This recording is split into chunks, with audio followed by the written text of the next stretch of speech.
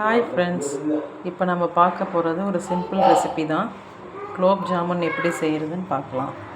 First gulab jamun packet open பண்ணி ஒரு பாத்திரத்தில் போட்டுடணும். தேவையான அளவு தண்ணி ஊற்றி இப்போ நம்ம மிக்ஸ் பண்ண போகிறோம். இதுக்கு நம்ம கொஞ்சம் கொஞ்சமாக தான் தண்ணி ஊற்றி மிக்ஸ் பண்ணணும். ரொம்ப அதிகமாக ஊற்றிடக்கூடாது.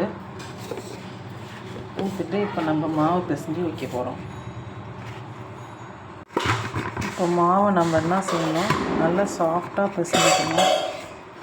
லைட்டாக தண்ணி ஊற்றி மிக்ஸ் பண்ணி இந்த பதத்துக்கு பிசைஞ்சு எடுத்து வச்சுக்கணும். மாதிரி பிசைஞ்சிட்டு ஒரு 10 மினிட்ஸ் என்ன பண்ணணும், இதை கொஞ்சம் அப்படியே வச்சிடணும், எதுவும் பண்ணக்கூடாது.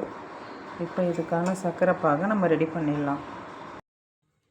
இப்போது நெக்ஸ்ட்டு நம்ம என்ன பண்ண போகிறோம்னா, ஒரு கடாய் ஒன்று எடுத்துக்கிறோம். அடுப்பை ஆன் பண்ணிவிட்டு இப்போ இந்த கடாய் காஞ்ச பிறகு இதில் கொஞ்சம் எண்ணெய் சேர்த்துக்கணும். அதுக்குள்ளே நம்ம என்ன செய்ய போகிறோம்னா,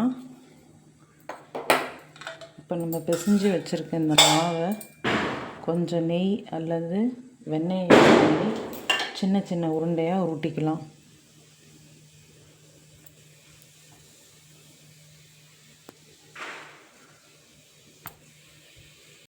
தண்ணியும் சர்க்கரையும் இப்படி ஒன்றா கலந்து பாக ரெடி பண்ணணும்.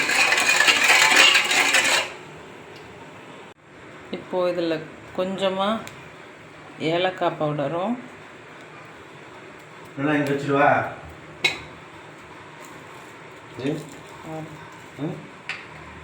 கொஞ்சமாக குங்கும பவுடரும் ஆட் பண்ணிக்கணும். அவ்வளோதான்ப்பா, சர்க்கரை பாகு ரெடி ஆகிடுச்சு. இதில் ஃபுட் கலர் சேர்க்கணுன்னா நீங்கள் சேர்த்துக்கலாம், அது உங்களோட விருப்பம். எண்ணெய் இருந்ததை நான் ஜீராவில் போட்டு ஊற வச்சுட்டேன். இப்போது நம்மளுடைய குலோப்ஜாம் தயாராகிடுச்சு. தேங்க்யூ.